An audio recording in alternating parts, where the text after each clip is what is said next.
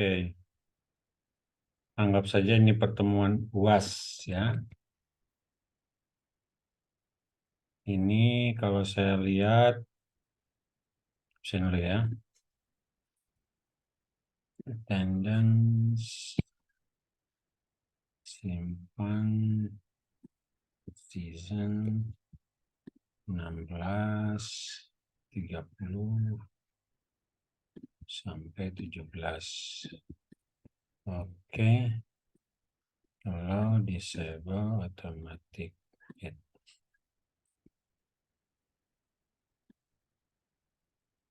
Baik. Iqbal, Agung, Hadir. Dede Abdurrahman,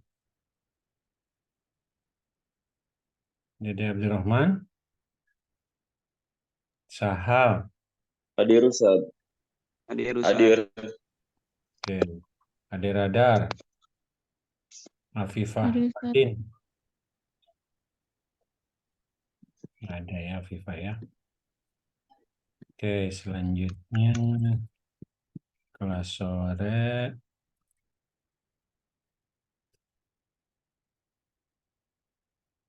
Attendance, simpan tampilkan, add season, mulai jam 16 sampai jam 17.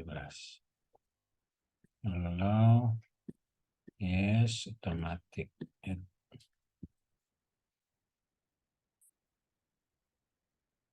Firda, Arif Firmansyah, Hadir, Ustaz. Andi Setiawan, Muhammad Fajrul Setiadi, Fahri Arizona, Hadir Ustaz. Suci Rahma Danti, Nur Faiza, Nur Pasha, Nur Faiza Fasha, Fadilah Farid, Imron Rifai. Hadir Ustaz. Imron ya. Cuman 3 orang kelas sore yang masuk. Oke, anyway. Baik. Kalau kita lihat di UAS ini, ya. Di sini kumpulkan di sini. Di sini tanggapan baru ada Muhammad Fajril. Oke. Baru 1 orang. Saya kasih nilai. Sementara ya. Saya kasih nilai 80. Oke. Kemudian kalau di kelas pagi, UAS, kumpulkan makalah antum di sini. Ini sudah ada Dede Abdurrahman. Minta akses. Tolong dibuka aksesnya. Sebetulnya harus dimasukkan ke sini.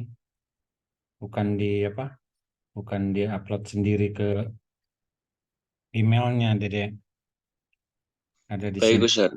Ya. Nih di sini nih. Yes. Ada di UAS Ganjil. Terus di Baca Tulis Islam. Itu cuma 1, Fajril aja yang mengumpulkan. Jadi di sini nih, saya copy ya. Saya masuk ke metode studi Islam. Makalah dikumpulkan di folder ini. Nah, masuk tuh. Jadi ini buka. Nanti akan ada ini. Langsung aja masukin ke sini. Ya. Oke. Ini sudah saya download ya. Sudah saya buka. Coba lihat hasilnya ini. Nah, ini dia. Kelihatan di sana ya, di rumah ya. Tadbiruna Jurnal Manajemen Pendidikan Islam punya kampus IUKI Ummul Qura Al-Islami. Oke. Kalau boleh tambahkan nama saya di sini, jangan sendirian, biar saya bisa bantu. Biar saya bisa perbaiki. Tapi yang ini yang dikirimkan filenya file PDF, file file yang dikirimkan Microsoft Word sebaiknya. Jadi bisa saya tambahkan, saya kurangi gitu ya. Oke. Studi Islam melibatkan bla bla bla bla bla. Oke. Penelitian ini bertujuan menganalisis peran dan signifikansi ijtihad dan istimewa ulama dalam metodologi studi Islam. Dengan menggali konsep-konsep ini, penelitian ini memberikan wawasan tentang bagaimana proses interpretasi hukum Islam dilakukan, bagaimana kreativitas dan nasional berperan dalam proses ini, serta bagaimana keputusan hukum dibuat dalam konteks ijma ulama. Penelitian juga melibatkan pemahaman terhadap perdebatan dan dinamika yang terkait dengan penggunaan ijtihad dan ijma ulama dalam konteks perkembangan sosial, politik, dan intelektual masa kini. Ini bagus nih dari sisi abstraknya. Tapi kita lihat pada pendahuluan. Nah, ini kan lihat ya, semua kelihatan ya di sana ya. Nah, saya ganti deh. Share screen-nya lebih kepada, nah ini. Udah kelihatan? Udah kelihatan ya. Coba lihat di sini.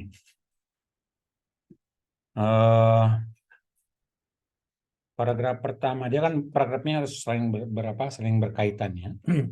Definisi ijtihad, bla bla bla bla bla. Pengertian itu berdasarkan bla bla bla bla bla. Sulatul mujarad dan sebagainya.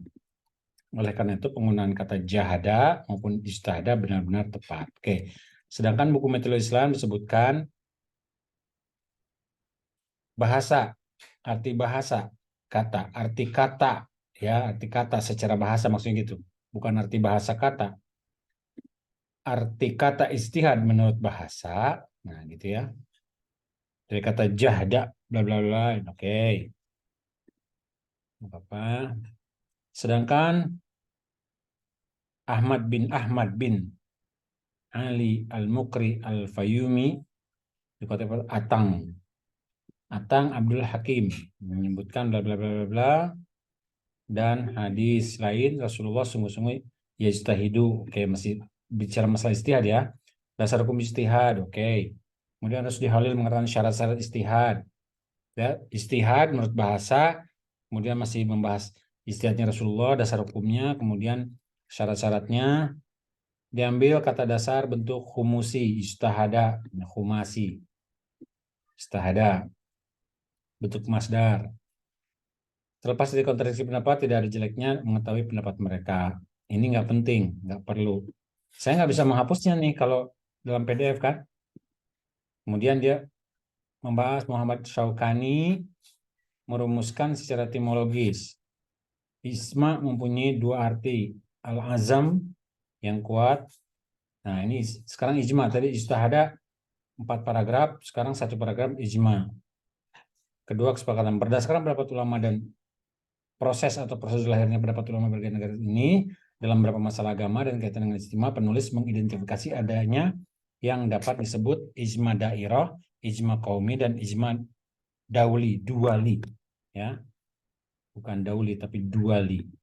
Terus so what gitu, ini masih gantung gitu, istilahnya bikin nasi goreng, bumbu sudah masuk, nasi sudah masuk, apinya mati. Nah, jadi belum ketemu belum ketemu pangkalnya gitu.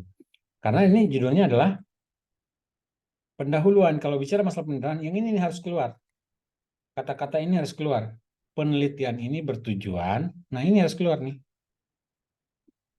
Ya. Tadi ada 3 pertanyaan. Pertanyaan yang pertama, bagaimana proses interpretasi hukum Islam? Yang kedua, bagaimana keputusan hukum dibuat? Ya. Pertama, bagaimana proses interpretasi hukum Islam? Yang kedua, bagaimana kreativitas rasionalitas? Yang ketiga, bagaimana keputusan hukum dibuat?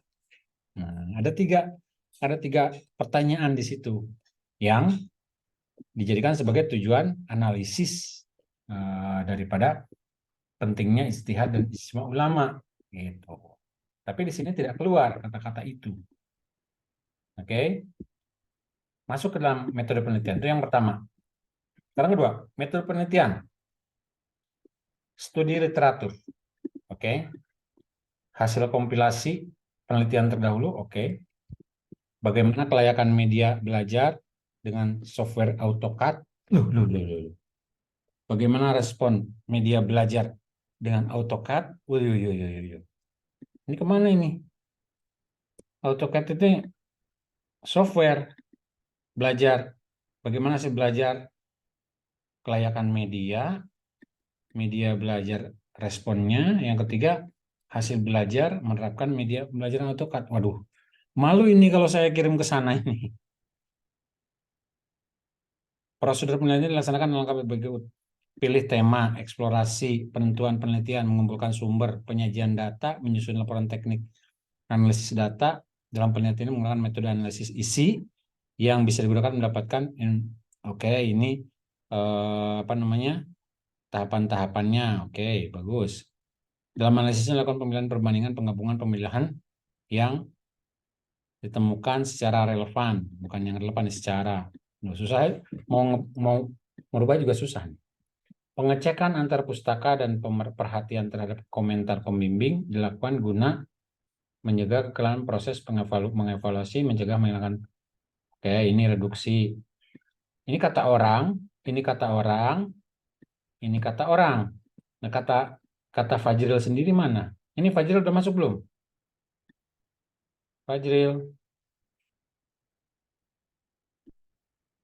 Belum masuk ya. Cuman ada 2, 3, 4, 5, 6, 7, 8. Cuman ada 8 orang kita ada. Oh, Fajrilnya nggak masuk lagi. Apalagi ada siluman. Ini siluman nih. Hasil kompilasi ini siluman ini. Tiba-tiba muncul media dan software AutoCAD. Ini ilmu teknologi nih, teknologi pendidikan. AutoCAD itu teknologinya, kemudian media pembelajarannya adalah ilmu pendidikannya. Jadi ilmu teknologi pendidikan ini. Ini nggak perlu masuk. Malu ini, nggak perlu masuk. Nah, kalau sudah gantung kayak gini, tadi pendahuluan gantung, kemudian juga metode penelitian juga menggantung. Apa yang mau dibahas? Apa yang mau dihasilkan? Tidak ada. Oke, baik. Yang bicara masalah dauli. Duali harusnya duali ya. Kalau qauli ya qaul. Kalau ad-duali, daulah ya. Daulah itu bisa masuk. Simpulan.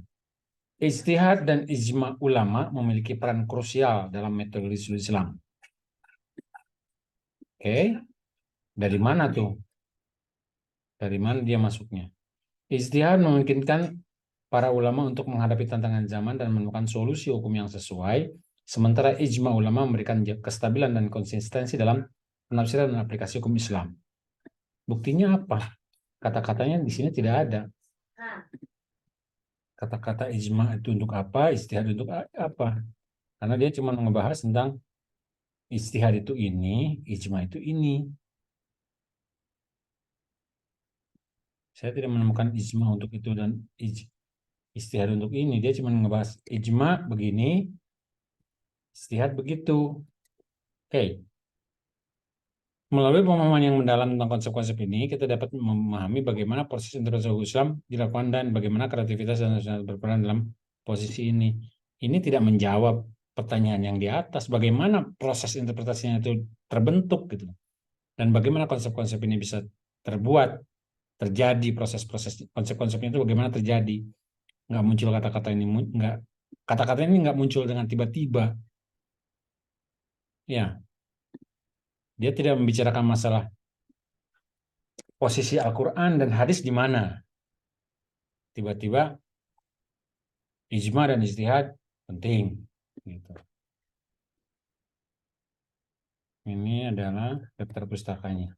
Tolong dikirim, yang dikirimnya itu filenya file ini ya, file Microsoft Word.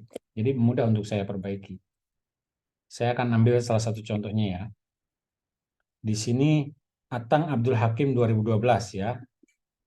Ahmad bin Ali Al-Mukri Al-Fayumi dikutip oleh Atang. Di bawah ada Atang. Ini Atang.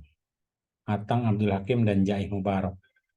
Berarti harus 2 orang sebut sana. Atang dan Mubarak. Di sini terusnya Atang. Di sini terusnya Hakim, titik A. Atang Abdul Hakim. Hakim, titik AA, dan Mubarak, titik J. Metode studi Islam. Nah, ini 2012 betul. Oke, kemudian kita ambil yang kedua dari siapa? Rusdi Khalil. Harusnya Khalil, R di sini. Di sini Khalil tulisnya. Rusdi Khalil. Mana Rusdi Khalil? Nah, di sini Khalil, R titik. Sulfik Pamekasan. Nah, ini apa lagi nih? Anthony Robert John Manajemen Kontrol Sistem terjemah Agus Maulana. Ini nggak masuk. Ini siapa ini? Dan halaman tidak perlu ditulis di bibliografi, di rujukan itu tidak perlu halaman sekian itu nggak perlu. Halaman itu kalau footnote, ya. Nah, ini sebetulnya hakim di sini nih Atang Abdul Hakim nih, Hakim dan Mubarak di sini. Makanya dia cuma judulnya metodologi Islam saja. Opcit sekarang udah nggak dipakai lagi.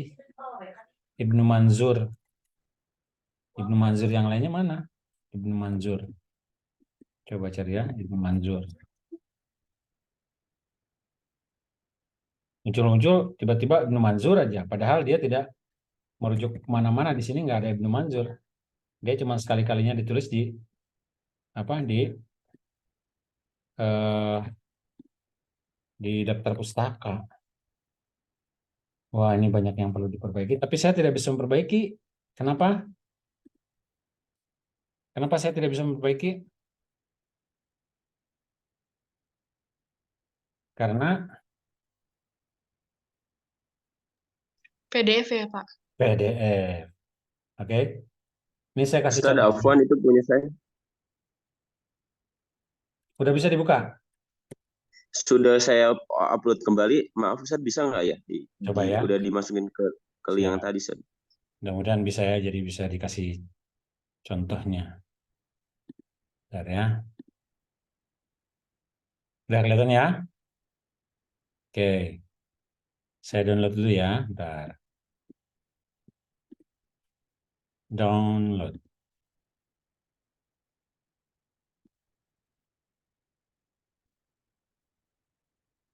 Bentar, baterainya habis nih. Saya ngecas dulu. Baterai. Baterai.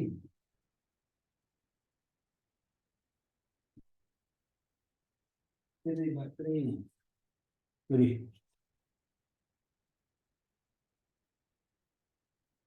Dia tadi salah gimana nggak, Dek?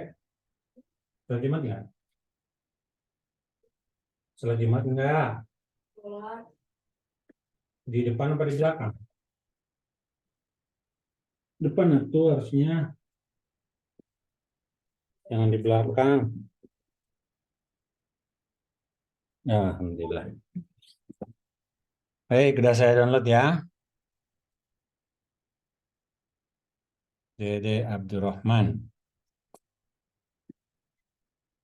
Tolong perhatikan ya. Coba lihat, diperhatikan dengan seksama. Kelihatan semuanya?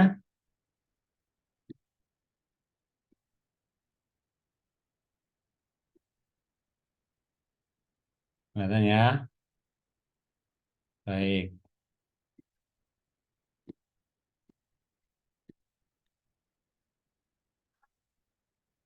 Al-hadis sebagai sumber pengetahuan, metodologi ilmu pengetahuan. Metodologi ilmu pengetahuan, jadikan al-hadis sebagai sumber pengembangan. Oke, baik. Jadi Abdurrahman nomor pertama, kalau sendirian nggak usah pakai satu, udah sendirian aja gitu. Kalau mau tambah, tambah dengan saya. Dan tadi Fatami Rusli. Oke, ini 1, ini 2. Naikin ke atas. Control Shift sama dengan. Control Shift sama dengan 1 dan 2. Control Shift sama dengan Pendidikan Bahasa Arab, Universitas Juanda. Oke, jelas ya? Supaya lebih jelas, saya coba untuk share screen-nya lebih detail ya. Desktop, oke.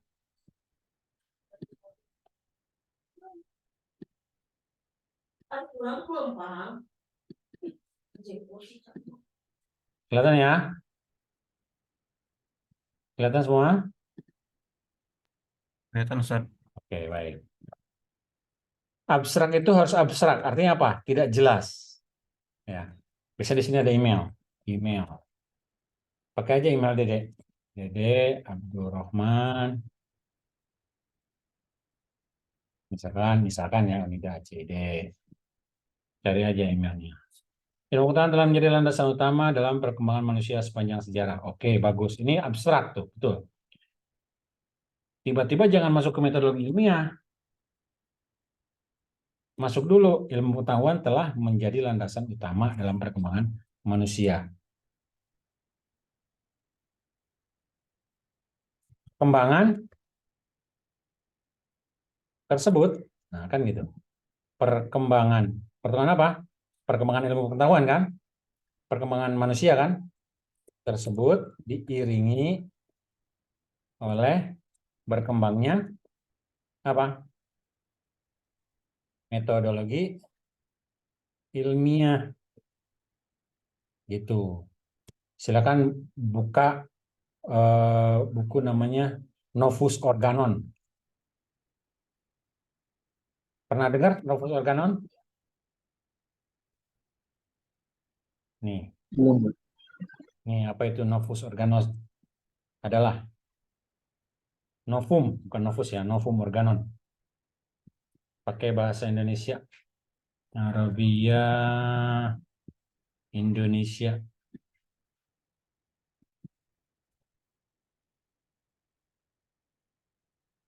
Nggak ada.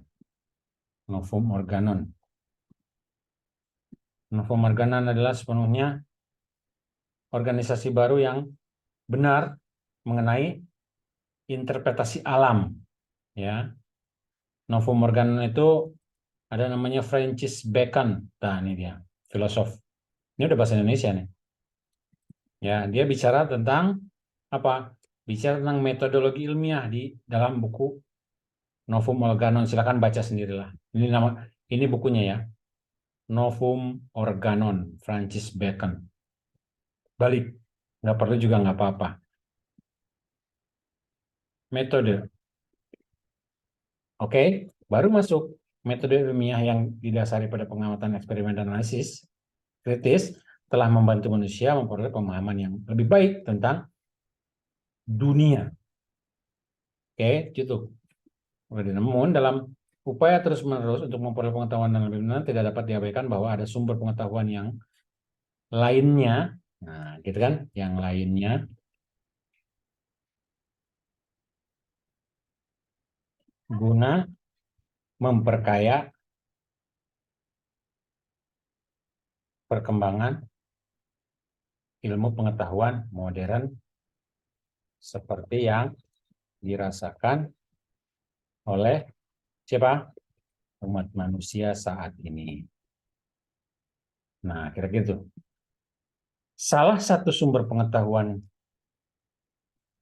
yang akan dieksplorasi pada tulisan ini, nah, masuk kita nih, adalah Al-Hadis. Ya kan? Al-Hadis merujuk pada koleksi lisan dan tulisan yang memuat perkataan, perbuatan, dan persetujuan Nabi Shallallahu Alaihi Wasallam yang menjadi pedoman utama bagi para penganut agama Islam. Jangan bagi umat manusia, bukan hanya agama Islam. Kenapa? Wa ma arsalnaka illa rahmatan lil alamin, laisa rahmatan lil muslimin, tapi rahmatan dan semesta. Nah, umat manusia dan semesta alam. Oke, saya percepat ya. Ini waktunya udah mau habis. Bagi umat Islam, Al-hadis bukan sekedar kumpulan petunjuk, tapi juga merupakan sumber pengetahuan yang meluas. Nah, itu nanti ini hasilnya. Tulisan ini bertujuan untuk menelaah konsep, gitu ya. Konsep apa? Al-hadis yang dijadikan sebagai salah satu sumber pengembangan ilmu pengetahuan. Pengembangan metodologi ilmu pengetahuan.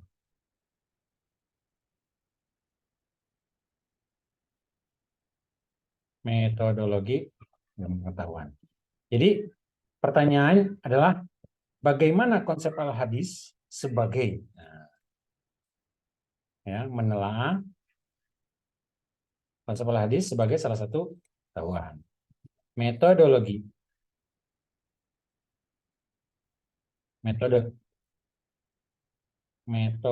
penelitian yang digunakan pada tulisan ini adalah deskriptif analitis. Apa itu nanti ceria deskriptif analitis? Dengan jenis penelitian apa? Penelitian kualitatif yang menjadikan sumber pustaka dan kajian pustaka dan pandangan para pakar di bidang hadis sebagai data primer dan sedangkan dokumentasi serta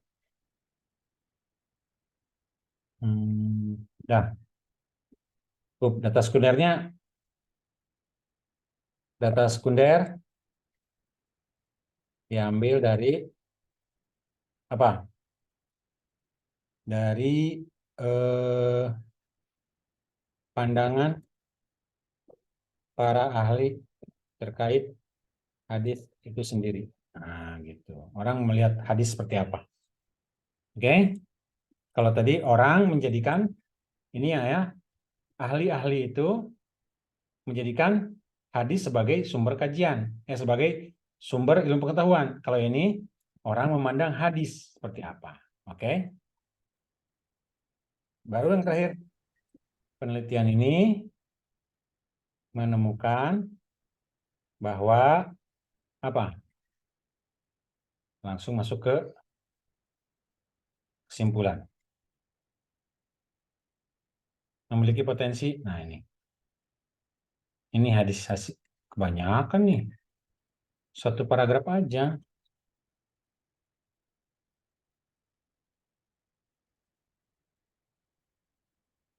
Bahwa al-hadis memiliki potensi sebagai sumber yang berharga dalam perkembangan metodologi pengetahuan. Karena karena menyediakan informasi yang luas dan terperinci tentang berbagai aspek kebutuhan terhadap pengetahuan. Pendekatan metode al-hadis dalam hadis seperti ketelitian dan pengumpulan data, verifikasi, analisis konteks, dan penafsiran sejalan dengan prinsip-prinsip dasar pengetahuan. Terbalik. Karena hadis ini di tahun 1100 itu sudah berkembang, sementara ilmu pengetahuan baru ditemukan di tahun berapa? Tahun 1600-an, tahun 1500-an. Novum Organon itu baru tahun 1600-an. Sementara hadis itu sudah tahun 1100. Jauh kan 500 tahun sebelumnya. Ya. Pendekatan metode al-hadis seperti ketelitian pengukuran rasa bukan sejalan. Kemudian dijadikan sebagai apa? Sebagai contoh, sebagai rujukan dan model dalam menjalankan prinsip-prinsip dasar pengetahuan. Nih kata kuncinya. Hadis, pendekatan metodologi dalam hadis, seperti ketelitian, jadi model. Mau saya buktikan? Ini waktunya 3-4 menit. Mau saya buktikan nggak? Apa buktinya? Ketika Anda merujuk, menurut si Anu, menurut si ini, menurut si itu kan? Kalau menurut Pitagoras, A kuadrat ditambah B kuadrat sama dengan C kuadrat. Kita kan merujuk pada Pitagoras, betul ya? Betul? Betul nggak?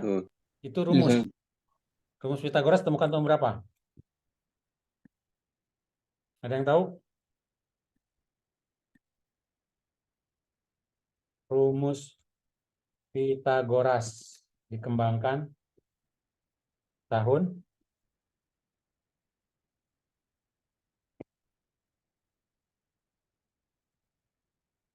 C kuadrat sama dengan A kuadrat tambah B kuadrat. Ya, untuk menghitung segitiga. Tahun berapa ini? Teorema Pitagoras. Tahun 571 sebelum Masehi. Ya kan? Ini dikembangkan oleh orang Islam. Nanti baca sendiri ya. Yang jelas, di dalam sejarah ilmu pengetahuan itu selalu merujuk kepada orang. Ya, selalu merujuk kepada orang. Nah, merujuk itu sebetulnya kata-kata yang digunakan dalam hadis. Di hadis itu sebutnya coba apa coba? An Anas bin Malik radhiyallahu an. Ya kan? Kita menyebutkan yang mengeluarkan ditakhrij oleh Anas. Kemudian diriwayatkan oleh Bukhari dan Muslim. Ya kan? Ya. Nah, ketika kita merujuk sesuatu kepada orang yang mengatakan itu, bahwa ini dari Rasulullah, itu adalah footnote, itu adalah sitasi, itu adalah cara untuk merujuk pada sesuatu. Jadi untuk mengembangkan ilmu pengetahuan itu kita merujuk pada ahli. Maka itu adalah model yang digunakan dalam hadis. Tahun 1100 sudah digunakan oleh Imam Bukhari, Imam Muslim. Bukhari itu 100 tahun setelah Rasulullah meninggal, dia mencari dari satu rumah ke rumah yang lainnya, betul nggak Rasulullah mengatakan ini? Betul. Kan gitu ya. Gitu ya, Dek ya. Jadi di dalam hadis sudah ada itu gitu ya. Dalam hadis sudah ada. Nah, oke. Ini sudah ketemu. Sudah ketemu satu. Baik. Metode pembelajaran hadis seperti dialog, ya, hiwar, ceramah, diskusi, keteladanan dapat digunakan sebagai referensi dalam pemerahan pengetahuan. Ya betul. Ini kan bahasa asing nih, garis miring. Garis miring. Ya, suatu apa? Role model bahasa Inggris. Di sini kita sebutnya kalau al-hadis terus. Yang kedua metodologi. Yang ketiga bicara masalah metodologi ilmiah. Betul ya? Metodologi ilmiah. Metodologi ilmu pengetahuan apa metodologi ilmiah? Metodologi ilmiah aja. Metodologi ilmiah. Bersamakan semua. Ya. Metodologi ilmiah itu adalah ada inquiry. Metodologi ilmiah. Masukin lagi. Ini metodologi studi Islam. Islam, hadis. Kemudian lagi masuk lagi konsep hadis. Buat aja konsep hadis. Cukup 4. 1, 2, 3, 4. Kata kunci. Oke, ini nanti aja. Nanti saya perbaiki. Ini waktunya mau tinggal kurang 1 menit nih. Nanti saya tambahin deh. Saya tambahin. Ya. Menurut Rostiah NK, metode ceramah menggunakan Rostiah.